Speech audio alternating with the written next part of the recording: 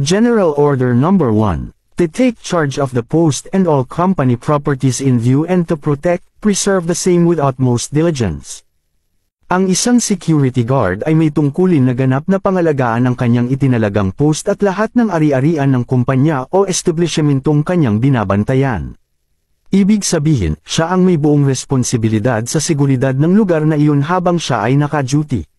Mga mahahalagang punto. Pagiging responsable dapat tiyakin ng guard na walang makakapasok o makakalabas ng walang pahintulot. Pagprotekta sa ari-arian dapat niyang bantayan laban sa pagnanakaw, paninira, o anumang uri ng pinsala.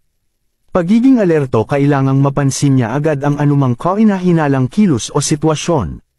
Pagsunod sa SOP, Standard Operating Procedures, sumusunod siya sa mga patakarang itinakda ng kumpanya o ahensya niya.